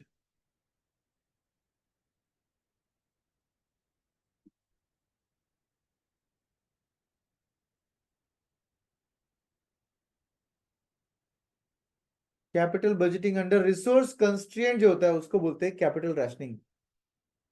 Capital budgeting under resource constraint उसको बोलते हैं capital rationing. What is resource constraint sir exactly? Let's say आपके पास एक लिमिटेड अमाउंट ऑफ मनी है, 50 lakh, 1 crore, what ever, और आपके पास सीरीज ऑफ प्रोजेक्ट्स है मार्केट में जहां पर ये पैसा आप इन्वेस्ट कर सकते हो। तो आप ये पैसा कहाँ कहाँ इन्वेस्ट करना चाहिए, रैंकिंग कैसे करेंगे, प्रोजेक्ट का सिलेक्शन कैसे करेंगे, उसके लिए होता है कैपिटल रैशनिंग। कभी कभी आप कॉम्बिनेशन ऑफ प्रोजेक्ट सिलेक्ट करते हो, तो कैसे कॉम्बिनेशन सिलेक्ट करने चाहिए, वो होता है कैपिटल रैशनिंग। रिसोर्स कंस्ट्रेंट मतलब लिमिटेड सम ऑफ मनी। तो यहां पर हम लिखेंगे प्रोजेक्ट्स, और प्रोजेक्ट्स के अंदर दो टाइप रेडी करेंगे। कैपिटल रैशनिंग एक्चुअली डिपेंड करता है प्रोजेक्ट कौन से, तो प्रोजेक्ट जो है वो दो टाइप में यहाँ पर डिवाइड होंगे। एक होगा सबसे पहले indivisible project,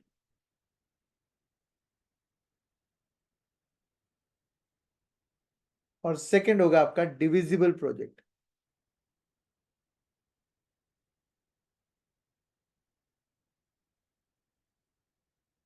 what is indivisible and divisible now? ऐसा प्रोजेक्ट जिसमें आप पार्टली पैसा इन्वेस्ट नहीं कर सकते, उसे इंडिविजिबल बोलते हैं। पूरा इन्वेस्टमेंट कर दो, नहीं तो छोड़ दो, मशीनरी, प्रोजेक्ट, प्लांट, ये सब। बट कुछ कुछ प्रोजेक्ट ऐसे होते हैं जिसमें आप पार्शियल इन्वेस्टमेंट भी कर सकते हो, मतलब जितना पैसा आपके पास है उसके हिसाब से आप इन्वेस्टमेंट कर सकते हो, जैसे कि म्यूचुअल फंड्स, शेयर मार्केट। तो जैसे पैसे अवेलेबल रहेंगे वैसे इन्वेस्टमेंट हो सकता है, कोई प्रॉब्लम नहीं है। तो उसे बोलते हैं पार्शियल इन्वेस्टमेंट इज अलाउड, जो डिविजिबल प्रोजेक्ट होता है। तो यहां पर हम लिख रहे हैं इनडिविजिबल के नीचे only full investment can be done, मतलब लिव इट और टेक इट, ऐसा रहता है इधर। पार्शियल वार्शियल कुछ नहीं रहता है। जबकि डिविजिबल में हम लिखेंगे पार्शियल इन्वेस्टमेंट इज अलाउड।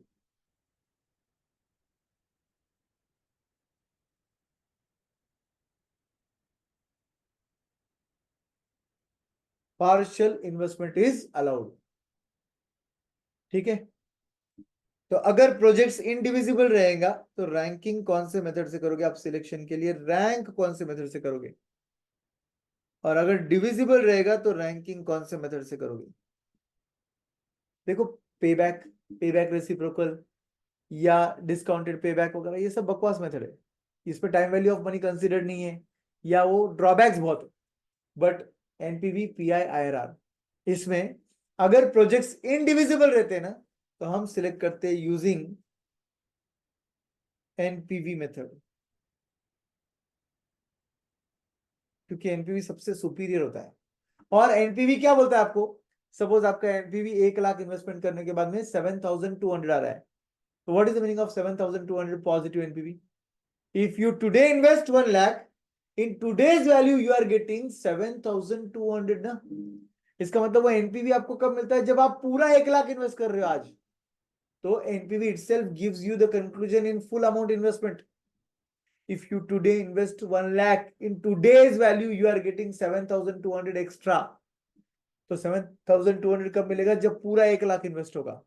तो इनडिविजिबल में पूरा इन्वेस्टमेंट करना पड़ता है, इसलिए एनपीवी मेथड वहां यूज होगा। डिविजिबल जब प्रोजेक्ट रहते हैं तो रैंकिंग जो है पीआई बेसिस पर होता है, प्रॉफिटेबिलिटी इंडेक्स मेथड पर होता है। क्यों,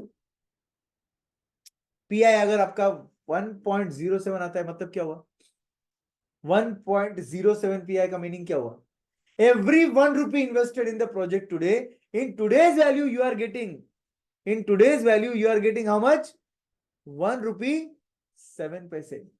मतलब क्या हुआ, ये पीआई आपको खुद ही पता है, तेरे पास जितना इन्वेस्टमेंट है उसके हिसाब से तू इन्वेस्टमेंट कर सकता है, एवरी 1 रुपी तेरे को इतना मिल रहा है। पीआई तुझे इन्वेस्टमेंट में कंपल्शन नहीं कर रहा है, ठीक है। आईआरआर का क्यों नहीं सिलेक्शन किया sir, IRR you can say इन तीनों में सबसे ज्यादा इंफीरियर मेथड हो गया। क्यों सर, ये मेथड्स पे डिस्कशन अपन थोड़े टाइम बाद कर सकते हैं, ठीक है। मेथड्स पे डिस्कशन थोड़े टाइम बाद कर सकते हैं, तब आपको थोड़ा लेवल समझेगा, जब आप मॉडिफाइड आईआरआर, मॉडिफाइड एनपीवी ये सब चीजें सीखोगे ना तो आपको ऑटोमेटिकली समझ जाएगा कि आईआरआर के ड्रॉबैक क्या होता है, एनपीवी क्यों अच्छा होता है, ठीक है। तो चलिए, ये था आपका कैपिटल रैशनिंग वाला कंसेप्ट जो मुझे आज कवर करना था आपके साथ। इसके बेसिस पर हम सॉल्व करेंगे एक क्वेश्चन, क्वेश्चन नंबर 16। आ जाओ क्वेश्चन नंबर 16 पर। 16 नहीं, वो 16A है एक्चुअली आपके नोट्स में। एक मिनट रुकिए, आई विल टेल यू। वहां पर ना आपके क्वेश्चन में कुछ रिपीटेशन हो गया शायद, हाँ। आपको 20 क्वेश्चन नंबर पे आना है, 20 क्वेश्चन नंबर 20 पर आना है आपको, ठीक है। चलिए क्वेश्चन नंबर 20 पर आ जाओ सब लोग।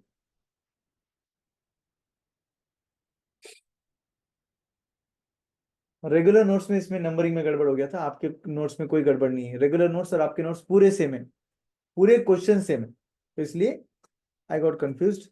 तो आपके पास वो करेक्शन करके ही दिया था मैंने आपको, ठीक है। तो let's come to question number 21। It is based on capital rationing only. A company has rupees 7 lakhs available for investment.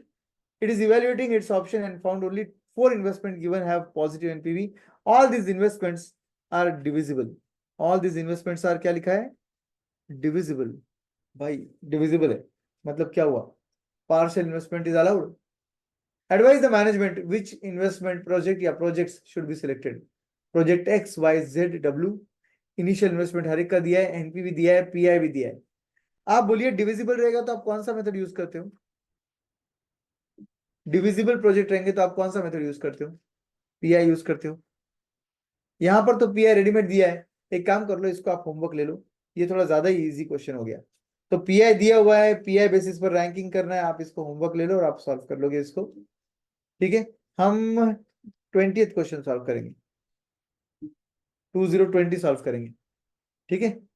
यहां पर इस कंपनी के पास 10 लाख रुपए अवेलेबल है, उसने एलोकेट किया है कैपिटल बजटिंग के लिए, मतलब पूरा पैसा वो इन्वेस्ट करना चाहते हैं। Following proposals and associated profitability indexes are given to you। Project 1 2 3 4 5 6 दिए, अमाउंट्स दिए, पीआई दिए, और नीचे लिखा है which of the above investment should be undertaken, assume that projects are indivisible. अगर प्रोजेक्ट इनडिविजिबल है तो रैंकिंग एनपीवी का होगा, यस एनपीवी रैंकिंग, बट दिया क्या है, पीआई दिया है। अब क्या करेंगे हम लोग, पीआई से एनपीवी निकालो फिर रैंकिंग करो, तो वो करेंगे यहाँ पर। एंड इन्होंने बोला there is no alternative use of the money allocated for capital budgeting, तो जो पैसा कैपिटल बजटिंग के रखा है उसका कोई अलग अलग से यूज कुछ नहीं है बोल रहे लोग। ठीक है, तो पूरा 10 लाख इन्वेस्ट करना है इन शॉर्ट आप। चलो स्टार्ट करते, क्वेश्चन नंबर 21 आपका होमवर्क है।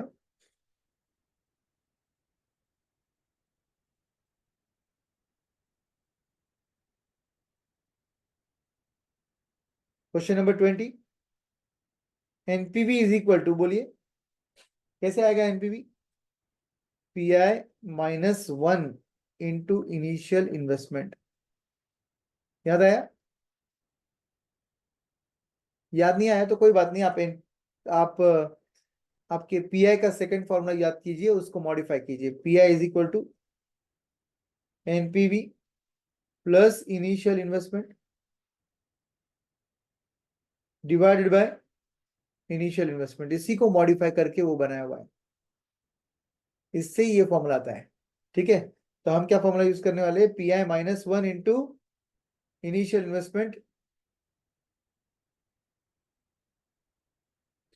ठीक है,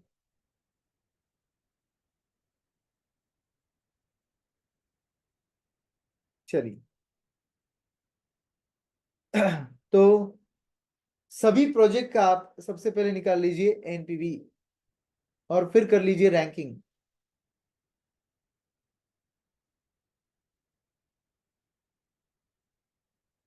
calculation of NPV and ranking, project PI initial investment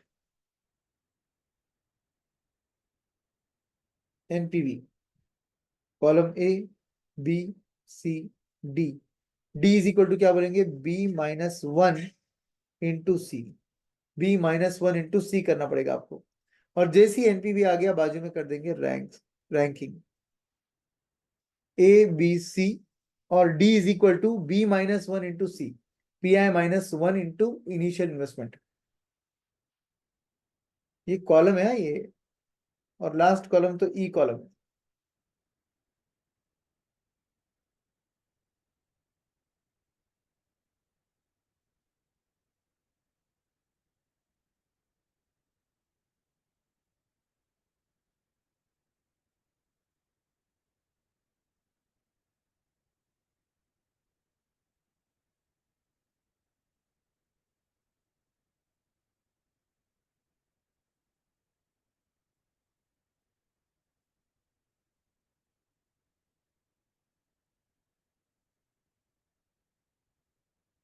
calculate करो, रैंकिंग बताओ मुझे क्या होता है।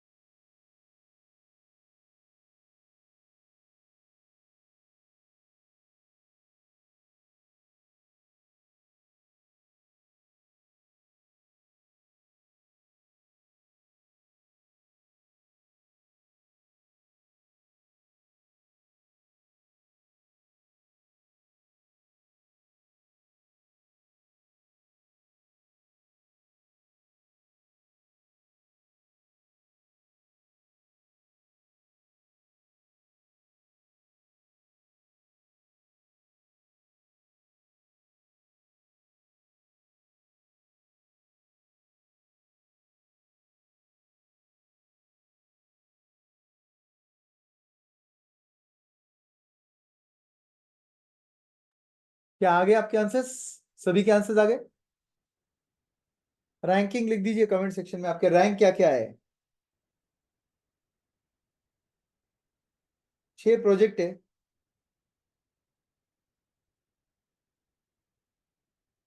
हर एक का पिया है दिया हुआ,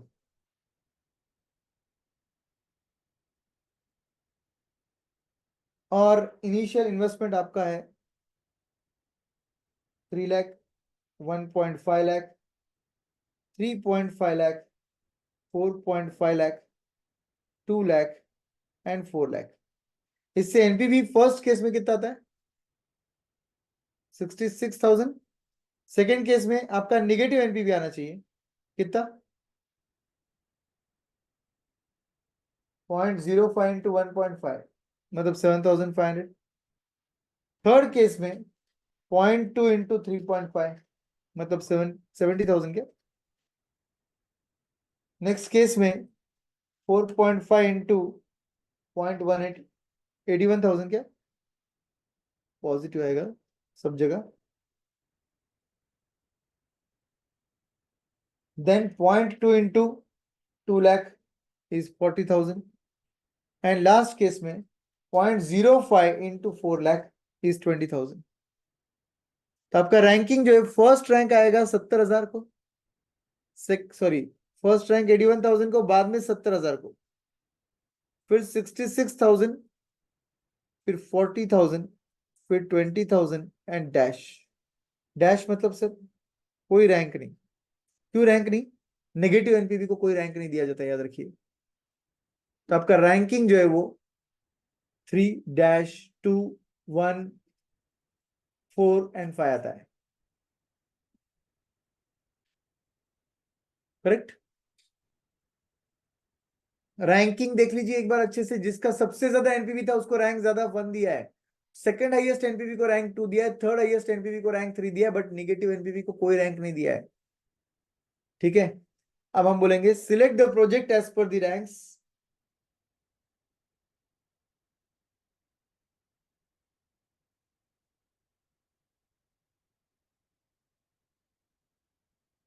यहां पर आएगा सबसे पहले rank,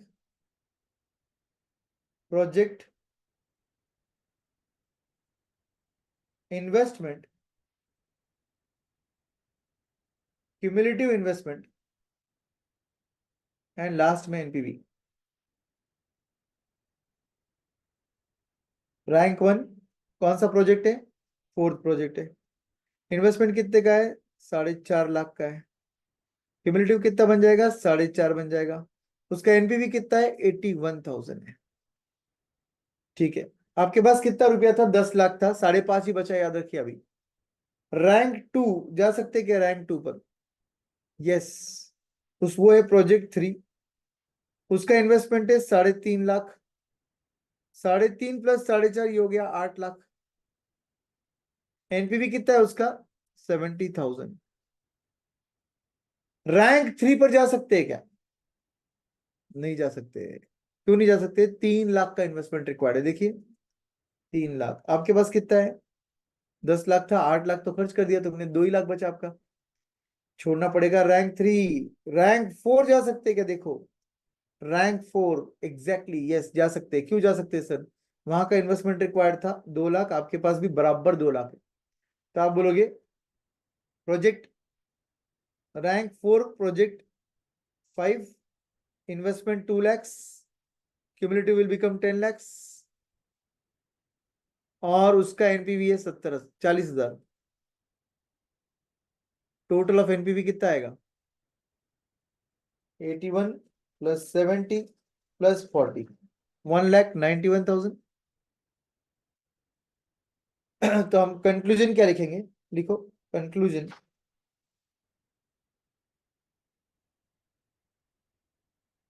project 4, 3 and 5 should be selected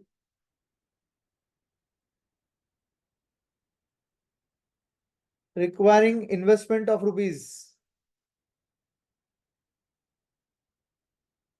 10 lakhs and giving NPV of rupees 1,91,000. Giving NPV of rupees 1,91,000.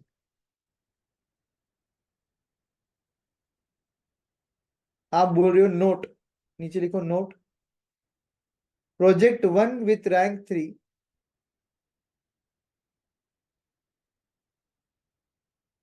is not selected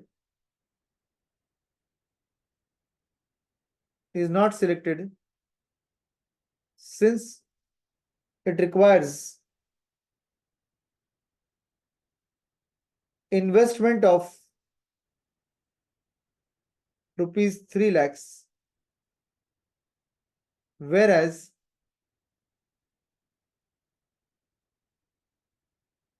available funds are only rupees 2 lakhs. Available funds are only rupees 2 lakhs, इसलिए हम छोड़ दिए उसको। Partial investment क्यों नहीं किया sir? Allowed नहीं है, प्रोजेक्ट्स इंडिविजिबल थे। I hope you got the point, projects indivisible थे इसलिए आपने पार्शियल इन्वेस्टमेंट नहीं किया। तो ये था आपका कैपिटल रैशनिंग वाला कंसेप्ट। इस पर और भी क्वेश्चंस हम कल सॉल्व करेंगे। आपके लिए एक होमवर्क है। कौन सा क्वेश्चन होमवर्क के लिए?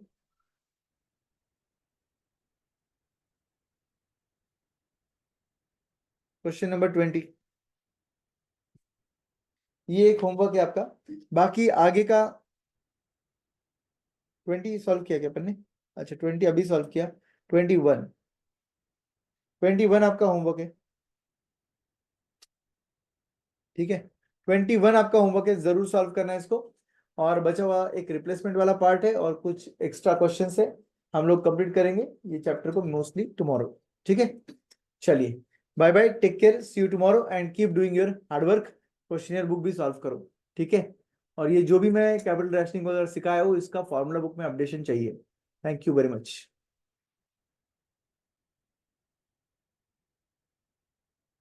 आज से कॉस्टिंग का ईओबी बैच शुरू है विनोद रेड्डी सर का। तो जो लोगों को अटेंड करना है यूट्यूब पर अटेंड कर सकते हो। फिलहाल स्टार्टिंग के 10 दिन यूट्यूब पर फ्री रहेगा, उसके बाद नॉर्मल रहेगा, ठीक है।